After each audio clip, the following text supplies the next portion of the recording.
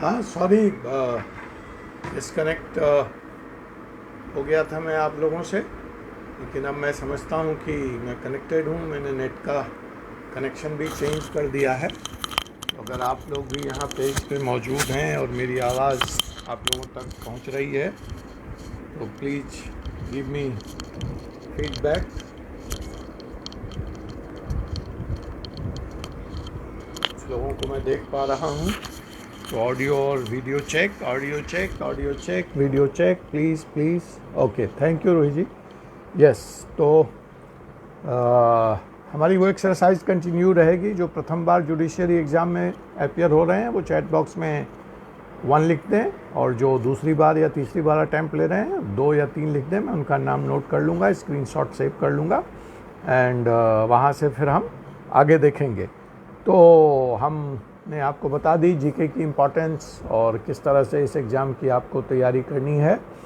और तो आइए, कल हमने 8 different forms of marriages discuss किया था। जो लीगल और इलीगल की बात नहीं है, उसमें अप्रूव्ड है और अनअप्रूव्ड है। समाज एक को उच्च नज़र से देखता है और दूसरे, ऐसा नहीं है कि वो शादियां नहीं होती हैं, वो शादियां उस अनअप्रूव्ड फॉर्म में भी होती है, लेकिन समाज उसको मान्यता नहीं देता है। हाँ, अनअप्रूव्ड में आज के कानून की बात अगर हम करें तो उसमें कुछ इलीगलिटी है। तो वो इलीगलिटी जो है, जो अपराध है, उसकी चर्चा और सीआरपीसी की किस सेक्शन में वो अपराध है वो मैं साथ साथ आपसे करता चला गया था। तो आइए, अब हम जो हमारा 7वां फॉर्म ऑफ मैरिज है, जो कि आई थिंक इवन 7वां हमने ले लिया था, लेकिन चलिए हम यहाँ से शुरू कर लेते हैं। तो जो हमारा 7वां फॉर्म ऑफ मैरिज था, लेकिन ये अनअप्रूव्ड है, ठीक है, unapproved form of the marriage है। और ठीक है, सिंगल साहब सेकंड अटैम्प्ट है। तो मैं आपसे चर्चा करूंगा अलग से कि हमारे कंटेंट को और किस तरह से ट्यून इन करने की ज़रूरत है, ताकि और इसको सापेक्ष बनाया जा सके आपके एग्ज़ाम के दृष्टिकोण से। मैं बार बार कहता हूं, जो पुराने साथी हैं उन्हें पता है कि कंपटीशन के लिए तैयारी करना एक ट्रिक है, एक स्ट्रेटजी है, rather it is not the test of your knowledge. So उस स्ट्रेटजी के तहत अगर हम आगे बढ़ते हैं तो हमें सफलता जल्दी मिल जाती है और कम मेहनत से मिल जाती है। तो हम उस दृष्टिकोण से उन साथियों से अलग से बात कर लेंगे, जैसे सिग्नल साहब हैं, संजय मिश्रा जी हैं, गुड, अंकिता जी तो पहली बार आ रही हैं, ठीक है, आप लगे रहिए। मैं बार बार सब्जेक्ट्स मैटर को रेफ़र करता हूँ, आपके बुक्स रेफ़र करता हूँ, क्वेश्चंस पेपर रेफ़र करता हूँ, और मैं उसी हिसाब से लेसन प्रिपेयर करके आप सबके बीच आता हूँ। तो आइए, let's discuss the 7th unapproved form of the marriage which is known as Gandharva marriage. अभी तक हमने देखा कि जो शादी था या जो डिफरेंट फॉर्म्स था, उसमें पेरेंटल कंसेंट की ज़रूरत थी। कहीं पे लड़की की स्थिति बराबरी की थी, कहीं पे लड़की को थोड़ा मतलब नीचे स्तर पे ट्रीट किया जा रहा था लड़कों के द्वारा, और इस तरह की बातें थी। लेकिन ये जो गंधर्व फॉर्म ऑफ द मैरिज है, इसमें और बहुत सारे उस पर जोड़ थे, गिफ्ट दिया जाना है, जेवरात दिया जाना है, सेरेमनीज़ होनी है, इत्यादि इत्यादि बातें थी उन सारे मैरिजेस में। लेकिन ये जो गंधर्वा फॉर्म ऑफ मैरिज है, प्रचलित था, इलीगल आप इसको नहीं कह सकते, गैर कानूनी नहीं था, लेकिन समाज में इसको अच्छी नज़रों से नहीं देखा जाता था। ये अनअप्रूव्ड फॉर्म ऑफ मैरिज है। तो इसमें जो शादी थी, इसमें पेरेंट्स का कोई रोल नहीं था। It was just a consent between वर, ब्राइड एंड द ब्राइडग्रूम। वर और वधू की रजामंदी से जो शादी हो, जिसमें दोनों परिवार की या उनके पिता की रजामंदी हो या न हो, तो उस शादी को, उस परंपरा को, उस फॉर्म ऑफ मैरिज को हम लोग Gandharva form of the marriage कहते हैं। इसमें जैसा कि मैंने कह दिया कि सेरेमनीज़ पे भी कोई जोड़ नहीं है, किसी तरह की रिचुअल्स पे भी कोई जोड़ नहीं है, और सिर्फ दोनों जो शादी करने वाले लोग हैं, जो एक संबंध में बन रहे हैं, उनकी रजामंदी, उनका कंसेंट ही आवश्यक है। मतलब अगर हम आज के कॉन्टेक्स्ट में देखें तो लव मैरिजेस आप कह सकते हैं कि in a way is a form of Gandharva marriage, जहाँ पे एक लड़के को एक लड़की पसंद आती है और लड़की को लड़का पसंद आता है और वो दोनों राजी होते हैं। ऑफ कोर्स सेक्शन 5 के वो सारे कंडीशंस मैरिज के, जिस पे हम आगे चर्चा करेंगे, वो वैलिड हैं, वो हम मान के चल रहे हैं कि दोनों बालिग हैं। सेक्शन 5 के जो मैरिजेस के कंडीशंस हैं वो सारे फुलफिल हो रहे हैं।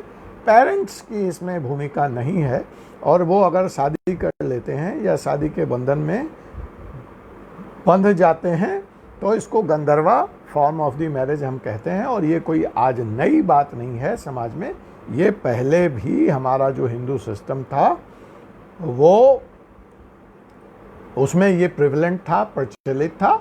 हाँ, ये अलग बात है कि ऐसी शादियां की संख्या बहुत सीमित थी, बहुत कम थी। अब इसका जो समाज पे दुष्परिणाम हुआ, क्यों ये प्रचलित होते हुए भी लुक डाउन था, इसको अच्छी नज़रों से नहीं देखा जाता था, तो इसका जो दुष्परिणाम हुआ समाज में, वो दो दुष्परिणाम थे। पहला, जो समाज था वह चिंतित रहने लगा कि इस तरह से समाज की सामाजिक व्यवस्था छिन्न भिन्न हो जाएगी, समाज में का जो अपना सिस्टम है वो डिस्टर्ब होगा, इंटरकास्ट अंतर जातीय विवाह हो सकते हैं। और आपको मालूम है कि हमारे यहाँ जो हिंदू वैवाहिक पद्धति थी उसमें जाति का बड़ा जोड़ है, और शादियाँ जातियों के बीच ही होती है। ब्राह्मण विल मैरी ए ब्राह्मण, Rajput will marry A Rajput, etcetera etcetera. तो अगर गंधर्व विवाह में रजामंदी है ही नहीं और लड़का और लड़की की पसंद ही मुख्य आधार है, तब तो अंतरजातीय विवाह होंगे।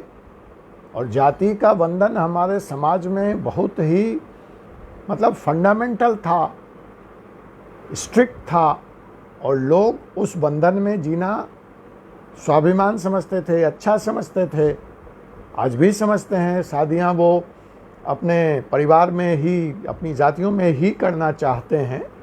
तो ऐसी स्थिति में गंधर्व विवाह न हो, बच्चे गंधर्व विवाह की तरफ न झुकें, समाज ने एक नई परंपरा शुरू की और उस परंपरा का नाम था बाल विवाह। तो कहीं ना कहीं गंधर्व विवाह जो है वह बाल विवाह के लिए जिम्मेदार था, कि पेरेंट्स को लगा ये बड़ा होगा, अपनी पसंद से ये शादी करेगा, और उसको रोकने का एकमात्र उपाय है कि इसको होश संभालने से पहले इसकी कम उम्र में ही किसी से शादी कर दी जाए।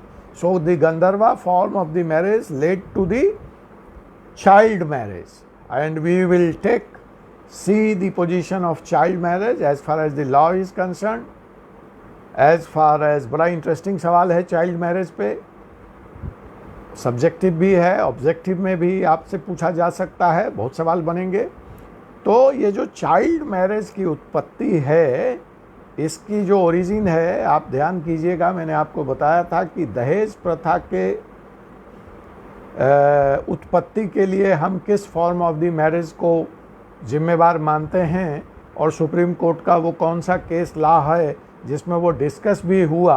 However supreme court didn't pass any conclusion on that, but it was discussed, and that form of the marriage, that is the Brahma form of the marriage, was considered to be the reason for the beginning of the or the origin of the dowry system in India. So similarly here, the origin of the child marriage, if we look in the old system, then it goes to Gandharva form of the marriage. Why? Because the parents were not involved, and it was just the consent between two individuals who are of marriageable age to get married. So number one, problem which started in society because of Gandharva form of the marriage was the child marriage, बाल विवाह, और दूसरा intercaste marriage, अंतर जातीय विवाह। और समाज ये दोनों चीज़ें पसंद नहीं करता था, इसके फेवर में नहीं था। खैर चाइल्ड मैरिज के तो फेवर में था समाज, लेकिन वो इंटरकास्ट मैरिज का विरोध करता था। तो इसलिए Gandharva form of the marriage को वो बहुत प्रचलित या बहुत सम्मान की दृष्टि से नहीं देखता था। तो और हमारे समाज में जो मान्यता है, जो हमारा हिंदू समाज था, उसमें पेरेंट्स की भूमिका बहुत महत्वपूर्ण है। तो तीसरा कारण था कि ऐसी शादी थी जिसमें पेरेंट का कोई कंसर्न नहीं था और कोई इन्वॉल्वमेंट नहीं था, इसलिए भी समाज इसको मान्यता देने को, इस फॉर्म ऑफ द मैरिज को देने को तैयार नहीं था। इसमें सेरेमनीज और रिचुअल्स नहीं थे, इसमें सिंपल जो दो कंसेंटिंग एडल्ट्स हैं जिन्हें शादी करनी है, तो लड़की का पिता एक हाथ से लड़के के सर के पीछे हाथ रखता था और दूसरे हाथ से वधू के सर के पीछे हाथ रखता था और दोनों के फोरहेड को आपस में मिला दिया जाता था, टच कर दिया जाता था और ऐसा मान लिया जाता था कि शादी संपन्न हो। कानूनन ये valid form of the marriage था। इसमें कोई सेरेमनी नहीं, कोई ब्राह्मण नहीं, कोई नाव नहीं, कोई बार्बर नहीं, कोई रिलेटिव नहीं, कोई बैंड बाजा नहीं, कोई बारात। So this was the Gandharva sound of the marriage. तो इसलिए ना समाज इसको तवज्जो दे रहा था और ना ही यह प्रचलित था बहुत, और ना ही यह जो है समाज में लुक डाउन था। इसके संदर्भ में सुप्रीम कोर्ट ने एक केस का भी हवाला आता है, वो आप चाहें तो लिख लीजिए, ये बड़ा इम्पॉर्टेंट केस था। भाऊ Rao Shankar Lokhande and others versus the state of Maharashtra 1965। कि भाई हम कैसे माने, हम कैसे डिफाइन करें कि ये शादी Gandharva form of the marriage है।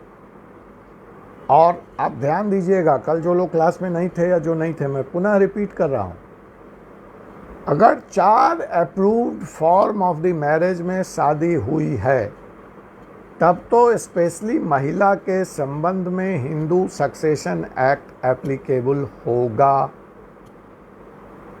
और अगर शादी उस 4 अप्रूव्ड फॉर्म से बाहर हुई है, मतलब गंधर्वा में हो गई, पिचासा में हो गई, राक्षसा में हो गई, तो हिंदू सक्सेशन एक्ट का वो कानून महिला पे लागू नहीं होगा। लेकिन फिर यहाँ पे एक केस लॉ है कि अगर यह प्रूव नहीं किया, अगर यह प्रूव नहीं हुआ है, आपको अलग से जाकर के प्रूव करना पड़ेगा कि यह unapproved form of the marriage है।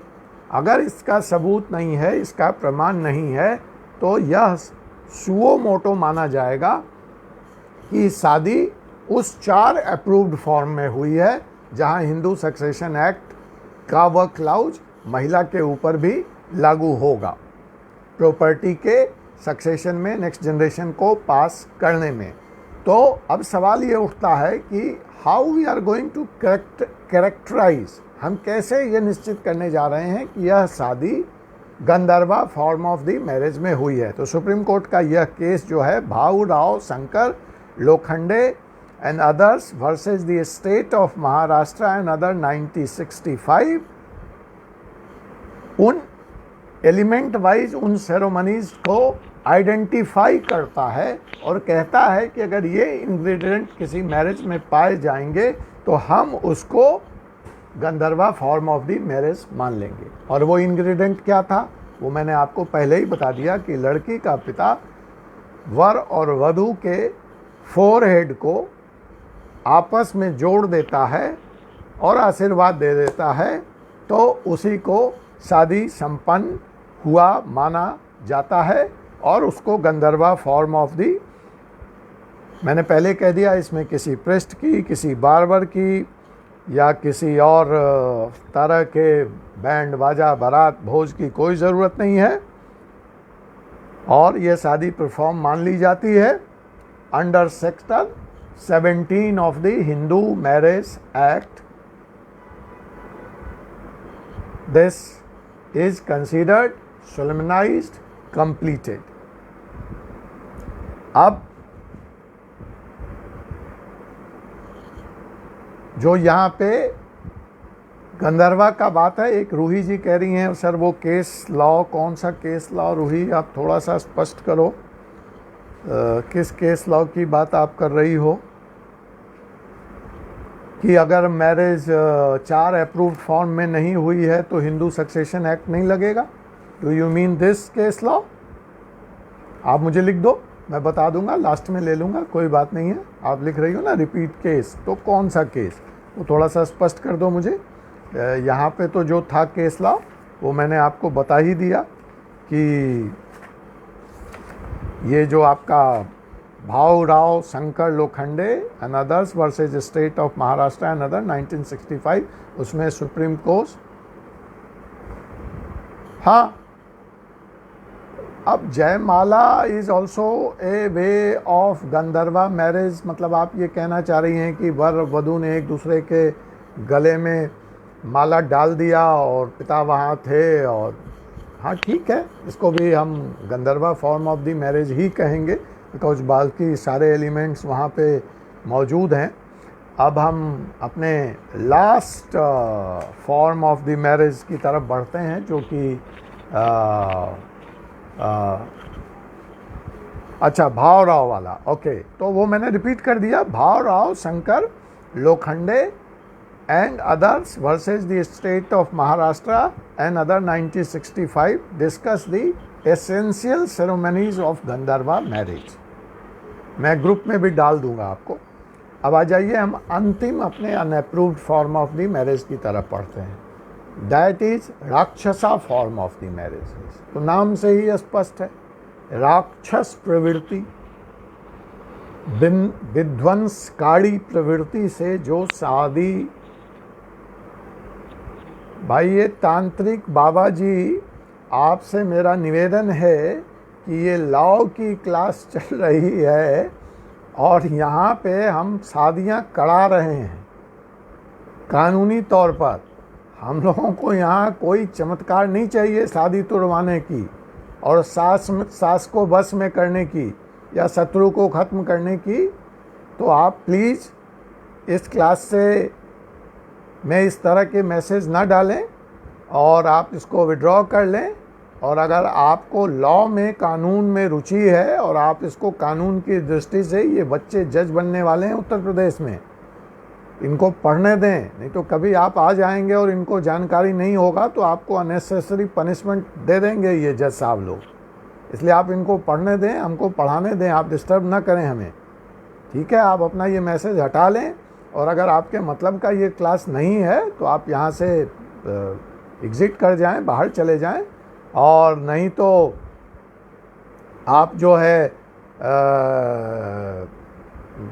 इस तरह के मैसेज ना डालें और कानून में अगर आप रुचि रखते हैं तो आप यहाँ बने रहें।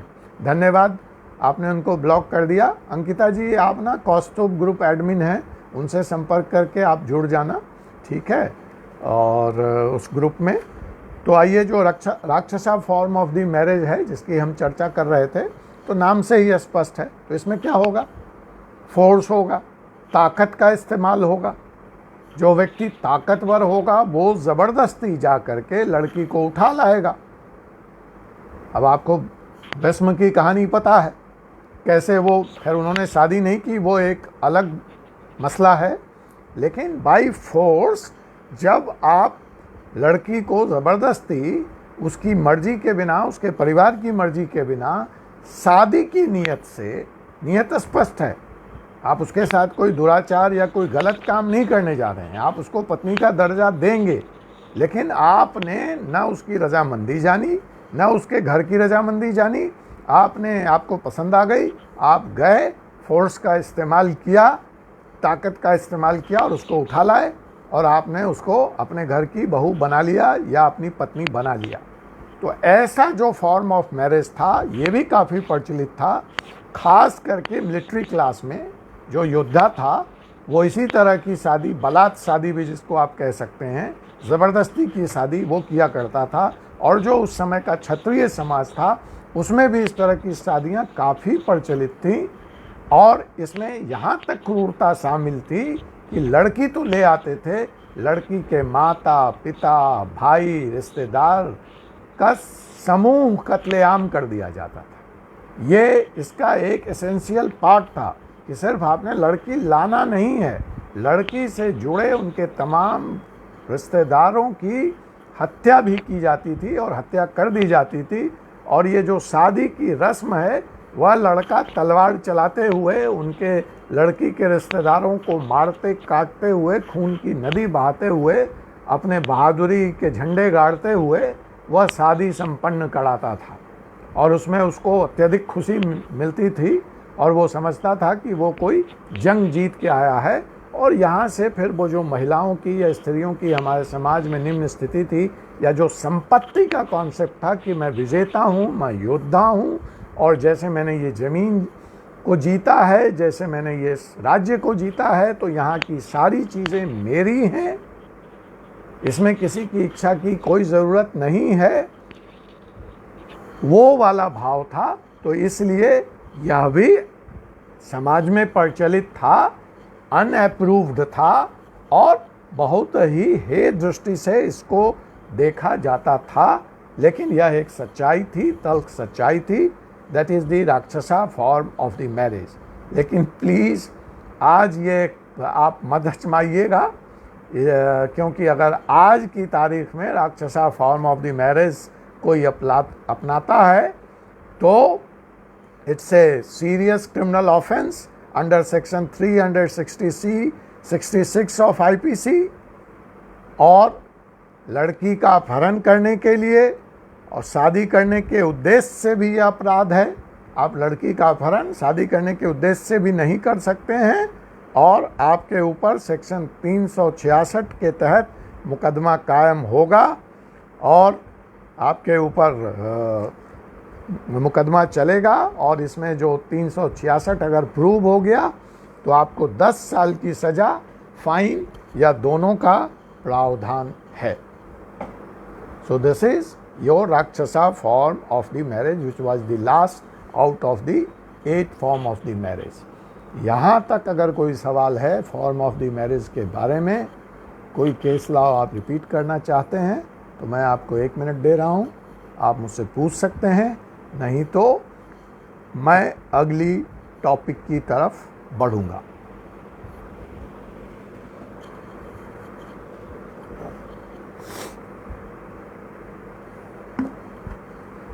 अंकिता जी, आप व्हाट्सएप मैसेज नंबर नोट कर लीजिए ग्रुप एडमिन साहब का, कौस्तुभ जी का, वो आपको लॉ ग्रुप से जोड़ देंगे।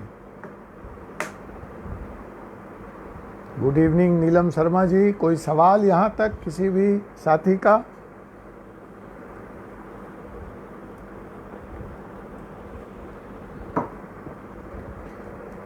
तो आपने ये देखा अभी तक कि समाज के दृष्टिकोण से 8 different forms of the marriage थे। उसमें कानून क्या कहता है, क्या केस लॉ है, आपने ये भी देखा।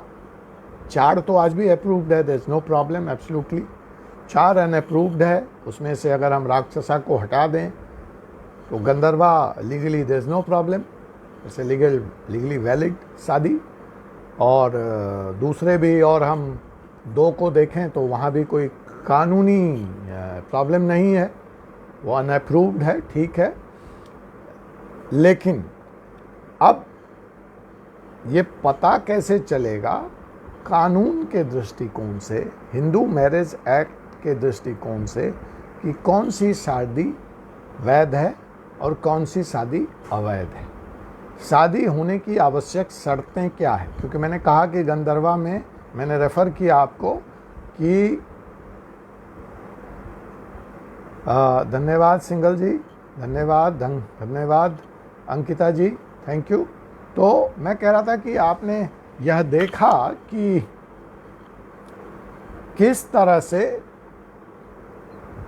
सेक्शन 5 को हमने एप्लीकेबल मान लिया कि गंधर्वा फॉर्म ऑफ मैरिज है, सेक्शन 5 के सारे कंडीशंस फुलफिल हुए हैं।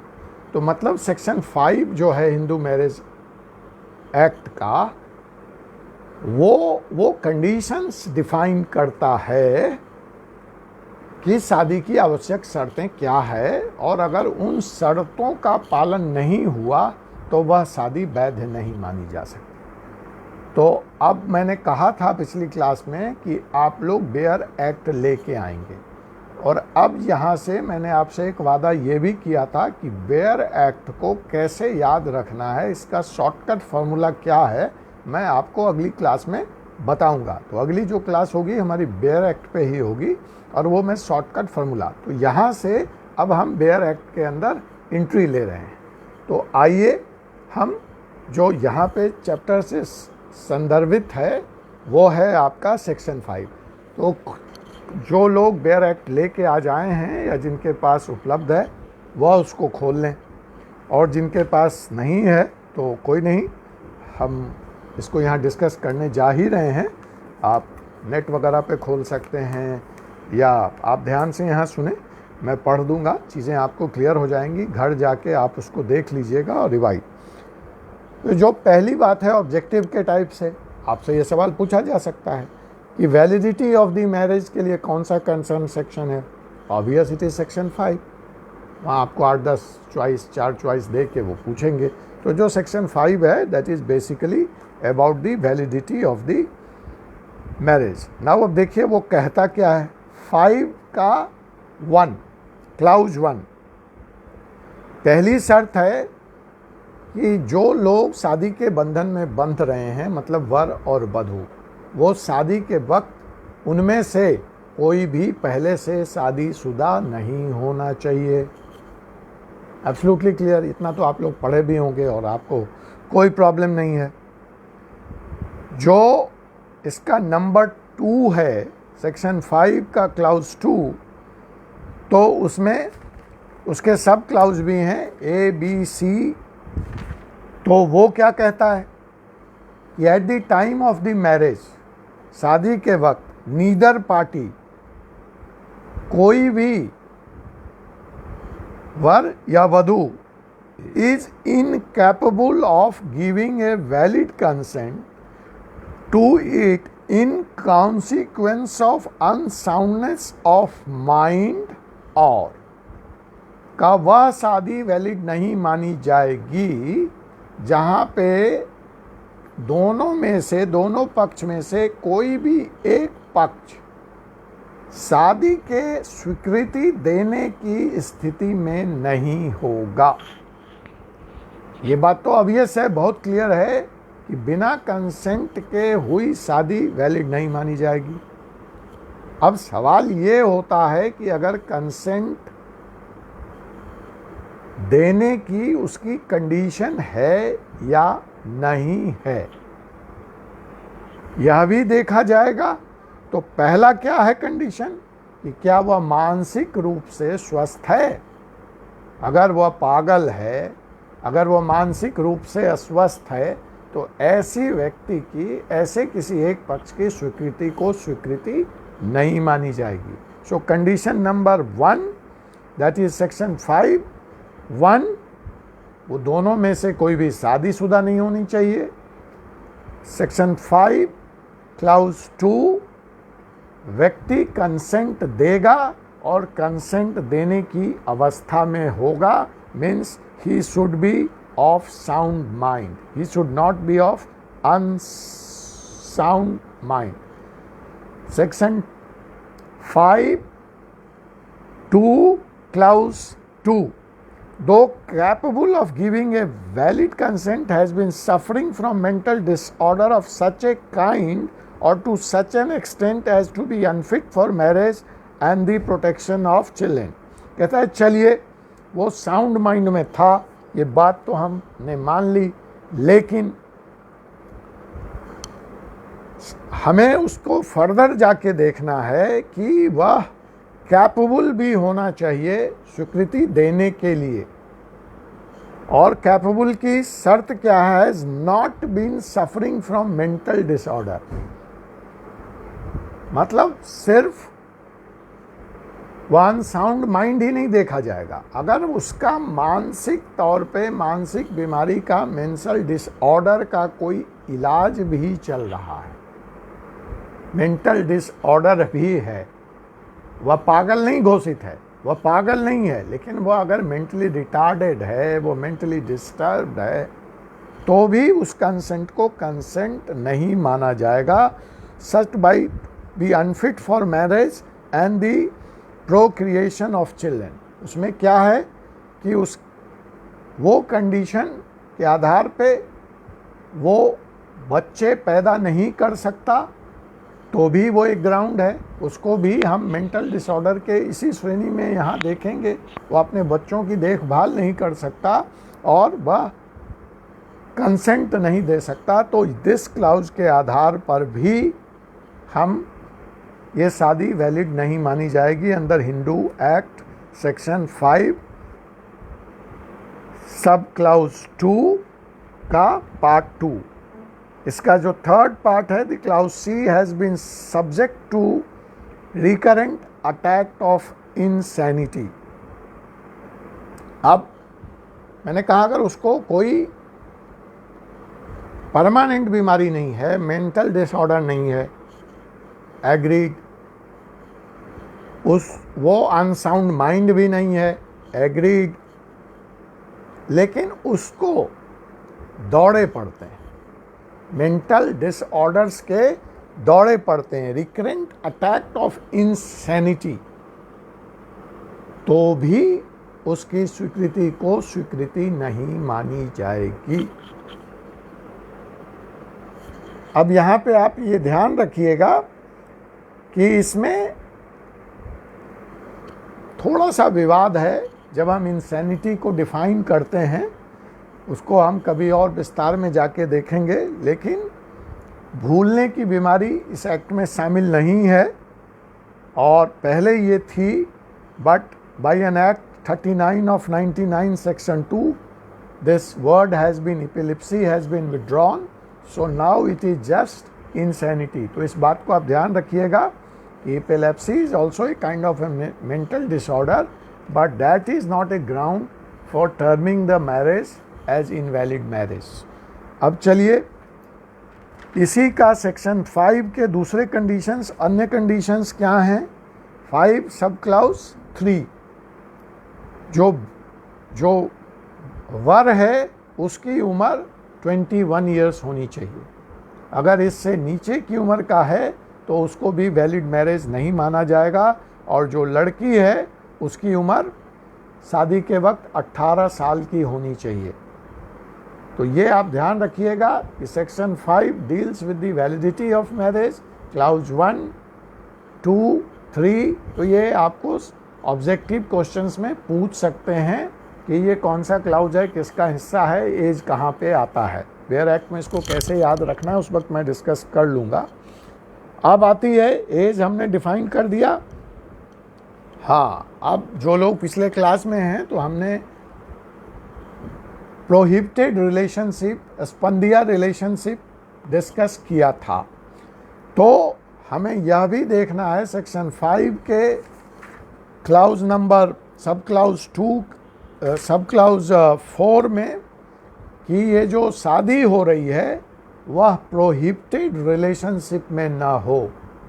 और प्रोहिबिटेड रिलेशनशिप क्या है, हमने इसको विस्तार में डिस्कस किया हुआ है।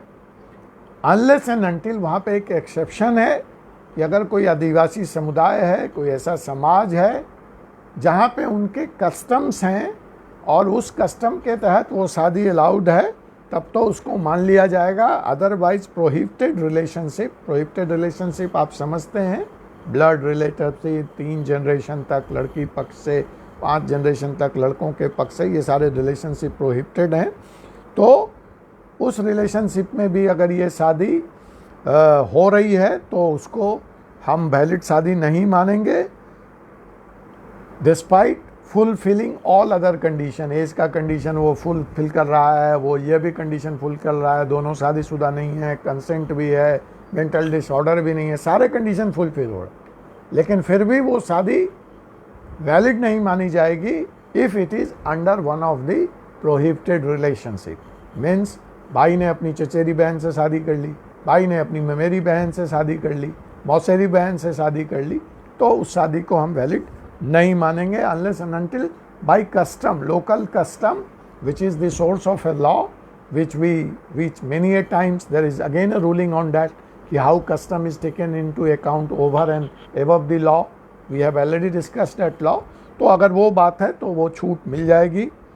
और जो दूसरा है, जो लास्ट है इसका सेक्शन 5 का sub clause 5, the parties are not in relationship by sapinda of each other, लेकिन वहाँ पे वही है कि अगर कस्टम है, लोकल कस्टम्स है, तो उनको छूट है। प्रोहिबिटेड रिलेशनशिप में शादी मना है, स्पंदिया रिलेशनशिप में शादी मना है, और वो क्या है आपको मैं बता चुका हूँ। अब ये जो सेक्शंस हैं इस पे मैं 3-4 चीज़ें बड़ी इम्पॉर्टेंट हैं। ये तो हमने आपको सीधे सीधे, तो अब देखिए यहाँ पे 2 सवाल बनते हैं। पहला सवाल तो आपको ये बन जाता है कि what are the conditions, validity क्या है। तो ये तो सब्जेक्टिव में भी पूछ सकते हैं, तो ये 5 आपको याद रखना है। जो दूसरा सवाल ऑब्जेक्टिव में पूछ सकते हैं कहीं भी कि सेक्शन 5 वैलिडिटी कहाँ डिसाइड होती है, एज कौन सा सब क्लाउज है वगैरह। जो तीसरा प्रैक्टिकल सवाल यहाँ पे बन सकता है कि वो आपको बता देते हैं कि A gets married to B but B is blood relative, they fill all the conditions of the Hindu Marriage Act. Is this a valid, void or voidable marriage? तो अब आपको अगर याद है, लॉ याद है, तो आप इस तरह के प्रैक्टिकल सवाल का भी जवाब, केस का भी आप दे सकते हैं। अब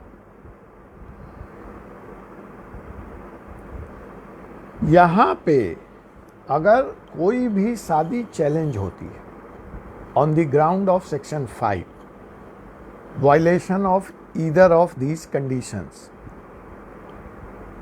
तो जो burden of proof है कि ये कंडीशन फॉलो नहीं हुआ, ये किसके ऊपर ओनस लाई करेगा? Who will prove? एक इंपॉर्टेंट सवाल है ना, कि कोई जाके इस शादी को चैलेंज करता है कि इस शादी में ये 5 कंडीशंस, ये सेक्शन 5 फॉलो नहीं हुआ है, तो the burden of proof lies on whom?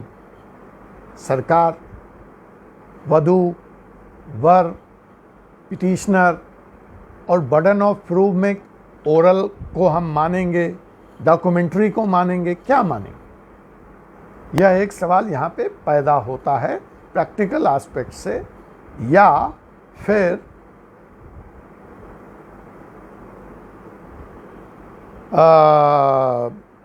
Problematic aspect से। तो आप इसमें देखिए, the material made available documentary and oral not supporting the wife is a Christian. आपको याद होगा एक केस मैंने डिस्कस किया था कि पेरुमल ने अपने बेटे को संपत्ति देने से यह कहते हुए इनकार कर दिया था कि उसकी पत्नी क्रिश्चियन है, अतः यह मैरिज वैलिड ही नहीं है। This marriage has to happen between 2 Hindus. तो कहा शादी के वक्त उसकी पत्नी क्रिश्चियन है, इसलिए ये मैरिड ही वॉइड नहीं है। तो जब मैरिज ही वॉइड नहीं है तो संतान वॉइड नहीं है, जब संतान वॉइड नहीं है तो कहाँ से हिंदू सक्सेशन एक्ट का पालन होगा? ये केस आपको याद होगा जो शुरू के क्लास में रहे थे। तो ये केस का यहाँ पे फिर जिक्र आता है कि अगर ऐसा कुछ होता है तो जो प्रूफ है, पहले तो वो ओरल नहीं चलेगा, that has to be documented proof. held that marriage is not illegal and void, T. Perumal versus R. Nesmal, AIR 2004, Madras 37। ये केस मैंने आपसे पहले ही चर्चा कर दिया था। अब आप पीछे की क्लास में रहे होंगे तो आपको पता है कि हिंदू होने की तो कोई स्पेशल शर्त है ही नहीं, like to be follower of a Christianity और to be follower of Islam. यहाँ तो उठ करके मैंने काफ़ी विस्तार में जाके डिस्कस किया है कि what are the conditions to be an Hindu. उसमें तो एक है कि जिसके माता पिता हिंदू हैं वो भी हिंदू होगा, लेकिन उसको बात छोड़िए, कोई व्यक्ति उठ के सिर्फ यह कह देता है कि वह हिंदू धर्म में यकीन रखता है, तो उससे कोई स्पेशल प्रूफ मांगने जाने की ज़रूरत नहीं है और उसको हिंदू मान लिया जाएगा। तो इसमें वाइफ की तरफ से यही तर्क आया था कि वो हिंदू धर्म में विश्वास रखती है, शादी के वक्त उसने रही और आगे उसने बच्चों का लालन पालन हिंदू रीति रिवाज से किया है और वो हिंदू धर्म को मानते हुए पेरुमल के घर में रही। तो कोर्ट ने उसके फेवर में ये फैसला सुनाया था कि नहीं जी, ये शादी बिल्कुल वैलिड है और इंडियन सक्सेशन एक्ट लागू होगा और उसको अपने बेटे को हिस्सा देना पड़ेगा। अब यहाँ पे एक सवाल और उठता है कि आप आ जाइए सेक्शन 5 के क्लाउज 3 पे, जहाँ पे हम कह रहे हैं कि वर की उम्र 21 ईयर्स होनी चाहिए और वधू की उम्र 18 साल होनी चाहिए। और सपोज कीजिए कि इस कंडीशन का पालन नहीं हुआ तो शादी तो एज पर सेक्शन 5 नहीं हुई वैलिड। तो इस समस्या से ये लॉ कैसे डील करेगा? यहाँ पे एक सब्जेक्टिव क्वेश्चन भी बनता है। आपको मालूम है ऐसी शादियाँ समाज में हो रही हैं, तभी तो बाल विवाह आया, चाइल्ड मैरिज आया। और आप उसको चाइल्ड मैरिज इसलिए कह रहे हैं क्योंकि आपने उसको विवाह माना। अब सेक्शन 5 में आप कह रहे हैं कि अगर ये क्लाउज फॉलोड नहीं है तो ये शादी नहीं मानी जाएगी, ये शादी अवैध है। लेकिन क्या कानूनन ये अवैध है? नहीं है। तो यहाँ पे एक सवाल, इस पर हम विस्तार से चर्चा करेंगे आगे, इसलिए मैं वो भूमिका तैयार कर रहा हूँ। सेक्शन 5 कितना इम्पॉर्टेंट है, इसमें कितने एक्सेप्शन टू द लॉ हैं। आप वहाँ पे कह रहे हैं कि कंडीशन नंबर 1 बोथ दी, यहाँ इन्होंने टाइप भी किया है, मैरिज में be solemnise between any 2 Hindus. तो फिर पेरुमल के केस में क्रिश्चियन वाइफ को आपने हिंदू मान के हिंदू सक्सेशन एक्ट में बेटे को संपत्ति कैसे दी? एक्सेप्शन नंबर 1, मैंने उसका जवाब आपको दे दिया, क्योंकि वो पत्नी उठ के कहती है कि वो हिंदू धर्म में यकीन रखती है, बच्चे का लालन पालन हिंदू धर्म रीति से हुआ तो वो हिंदू मानी जाएगी। तो अगर एक क्वेश्चन प्रैक्टिकली देता है कि जमीना और फॉर डैट मैटर रहीमा और जहाना और सबनम मुस्लिम गेट्स मैरिड टू ए हिंदू, फिर क्या होगा? मैंने वो केस भी आपके साथ डिस्कस किया है कि उस बच्चे का रिलीजन क्या होगा, कि पत्नी तो है रीना और पति का नाम है रहमान खान। तो क्या ज़रूरी है कि बच्चा इस्लाम मुस्लिम माना जाएगा? नहीं माना जाएगा, because here as per the Hindu marriage act it is not necessary under the act that the child has to carry or follow the religion of the father. What are the conditions? The conditions are how the child was brought up, किस धार्मिक रीति रिवाज के तहत उसका पालन हुआ है। अगर उसकी माँ शबनम खान उसकी माँ रीना या सीता देवी ने पत्नी इकबाल खान की होने के बाद भी अगर लड़के का पालन पोषण हिंदू रीति रिवाज से किया है तो वो लड़का हिंदू माना जाएगा और उसके ऊपर हिंदू मैरिज एक्ट या हिंदू कानून या हिंदू सक्सेशन एक्ट या हिंदू अडॉप्शन एक्ट, वो तमाम कानून लागू होंगे। ये सारी बातें हमने बड़े विस्तार से चर्चा की है, इसलिए अब आपको बहुत मज़ा आएगा जब हम बेयर एक्ट की बात करेंगे। इसलिए मैंने ये पढ़ाई का जो सिलसिला था कि आपको थ्योरेटिकली मैं थोड़ा मजबूत कर दूं, एक धरातल पे ला के खड़ा कर दूं, तब मैं बेयर एक्ट को तोड़ के आपको रेफरेंस के साथ इन सारी टॉपिक पे बात करूंगा। तो एक तो आपको याद रह जाएगा और दूसरा you will be able to handle any kind of case based situational question. और इन सारी बातों को जानने के लिए, समझने के लिए एक छोटा सा रास्ता है, बहुत सरल रास्ता है, go back and refer to the videos. और उसके बाद भी क्लियर नहीं हो तो मैं मौजूद हूँ आपके लिए।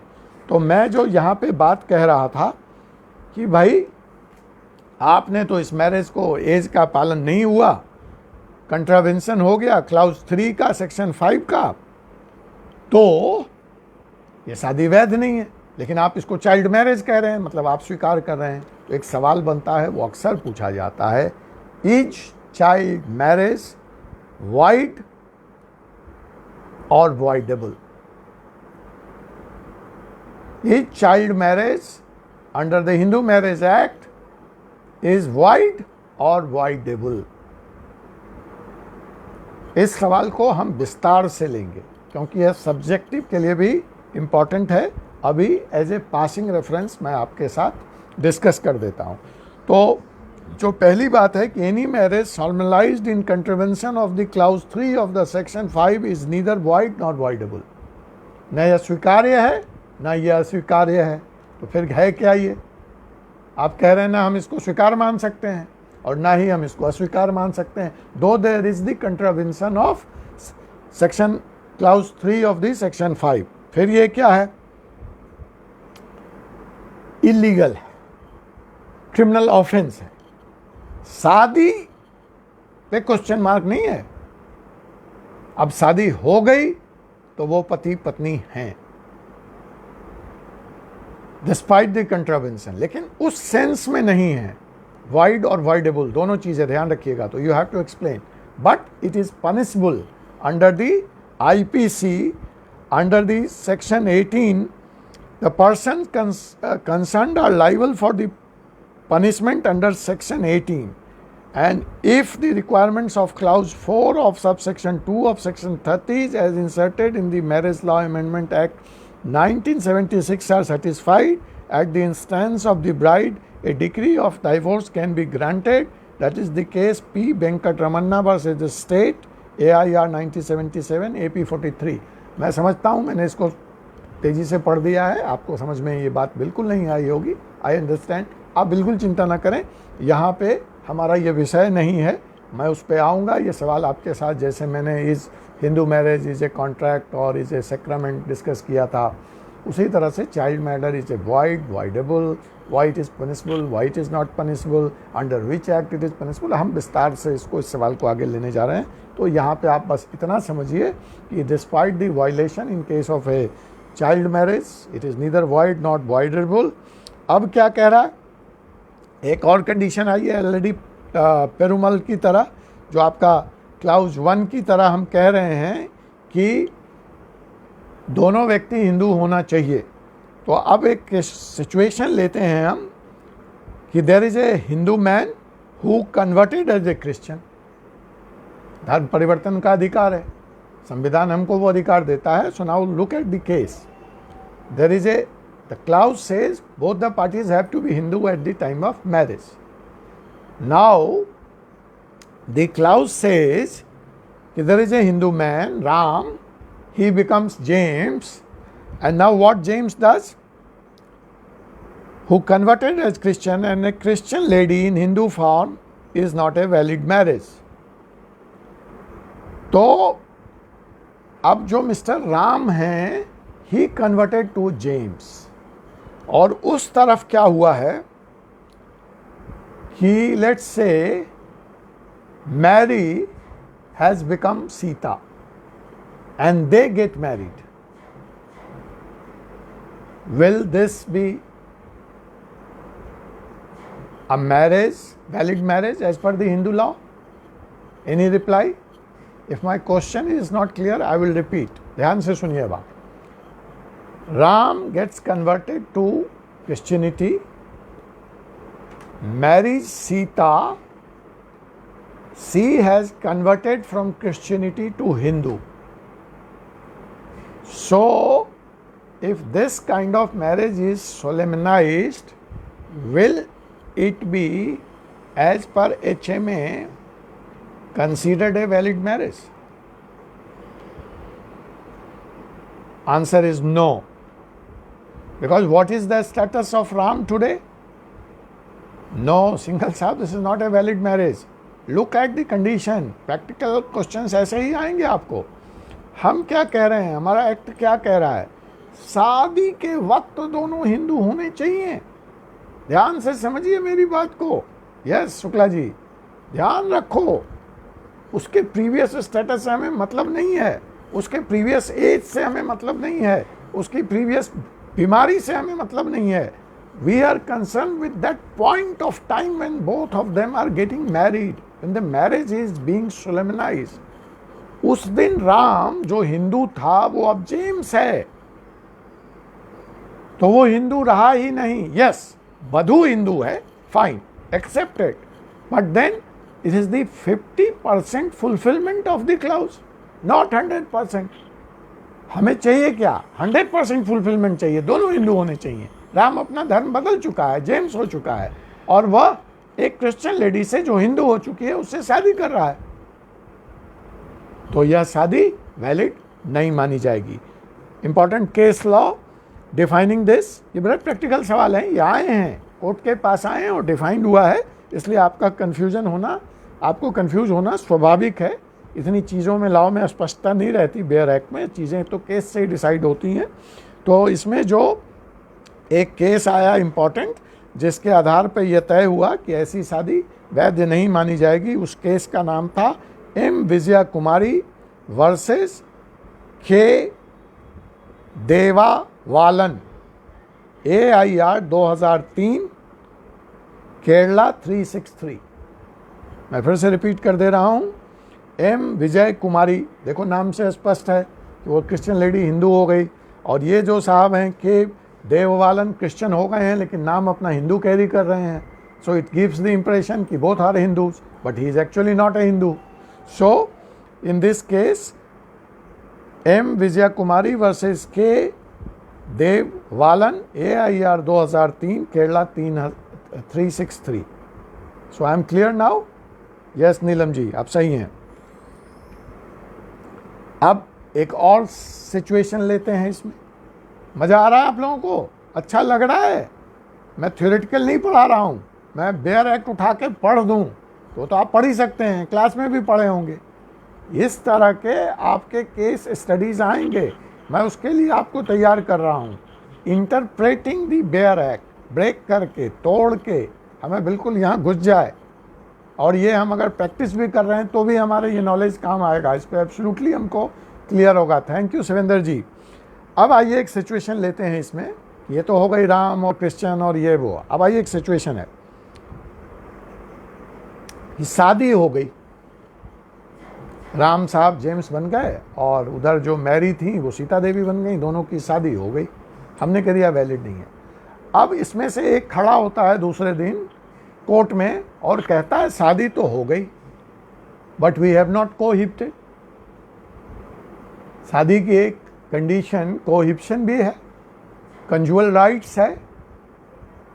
तो कहता है जी शादी तो हो गई, वरमाला तो एक्सचेंज हो गया, जो बारात थी वो खाना वाना खा के भी निकल गई, लेकिन हम हनीमून ट्रिप पे नहीं गए साहब, और हम गए भी तो हमारे बीच में जो पति पत्नी का रिलेशनशिप है दैट हैज़ नॉट हैपेंड। कोहैबिशन जिसको आप कहते हैं कि spouse had no cohabitation for a short period about a month, and on that basis one of the partner comes and challenge the marriage, then what is going to happen? So there is a time period. Again there is a very important case law on this. ऐसा भी case court के सामने आया कि one of the marriage, despite fulfilling all the conditions of section 5 of the Hindu Marriage Act, comes with new ground that yes, marriage has taken place, but there was no cohabitation between husband and wife for a month. 30 दिन पति पत्नी साथ रहते हैं लेकिन उनके बीच कोई रिश्ता नहीं बन पाता है, और उस बेसिस पे validity of the marriage was challenge.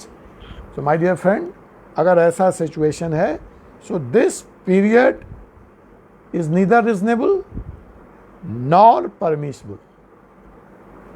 ये इतना शॉर्ट अंतराल है कि इसको आधार बना के मैरिज को चैलेंज नहीं किया जा सकता है। लेकिन इसका मतलब एक यहाँ पे और है जिसकी तरफ आपका ध्यान दिलाना है कि इसका मतलब अगर एक पीरियड है, वी विल सी फर्दर, वो पीरियड क्या है कि अगर ये शादी कोहिबिशन नहीं हो रही है तो on that ground it can be challenged. So let's see how it can be challenged, what are our legal rights to ensure that happens। So इस स्थिति में जो ये केस था पर्टिकुलर जो मैं डिस्कस कर रहा हूँ कि on this ground of 30 days no relationship between husband and wife, the wife was branded as unfit for marriage and for bearing children or giving birth to the children on account of mental disorder. पति ने ये argument लिया कि महिला मानसिक रूप से असंतुलित है and she is not fit to bear the child and she is not and she is unfit for marriage basically. Then what is going to happen? So this was the ground taken by the husband. Now let's see what happened in the case. If that is the case, the period which is being referred in this case was of 30 days. Court rejected that 30 days is a too short period, not permissible, can't be considered a ground to declare the marriage invalid. Then the next plea comes that the girl is unfit for marriage on account of mental disorder and is also not capable to bear the child. So the basic purpose of the marriage is defeated. So can this marriage be declared null and void? So then the onus is on the person who is alleging this to prove. You remember, the reference I am going to take is on the date of marriage, not after 1 month. If she has become mentally disturbed today or these 30 days or after 5 days or a week of a marriage, at the time of the marriage she was fit, then this is a valid marriage. After that, if something has happened, we are not going to consider it, howsoever the short period may be, and there is no cohabitation between husband and wife. Still the marriage is a valid marriage. So in this case, the case was R. Lakshmi Narayan versus Santi, AIR 2001, and it also came to Supreme Court. So SC 2110. So this is another practical aspect of marriage being challenged. Now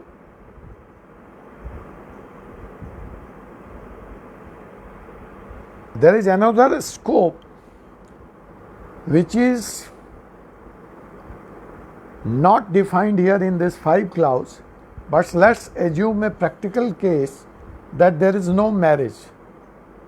There is no formal marriage between husband and between two or the husband and wife, but they are living under the same roof and are cohabiting for number of years. पति पत्नी के उनके संबंध हैं, एक ही छत के नीचे वो रह रहे हैं, ऐसी कोई प्रूफ नहीं है कि उनकी शादी हुई, तो इस ग्राउंड पे भी वो दोनों व्यक्ति शादीशुदा माने जाएंगे on the ground of being in relationship as a husband and wife living under same roof. और ध्यान रखिएगा, 2 कंडीशन है, cohabiting and living under same roof. अगर रूफ अलग अलग है then no, then it is not a valid marriage, and the case in this context is SPS Balasubramaniam versus Shrutyayana, AIR 1992, SC 756.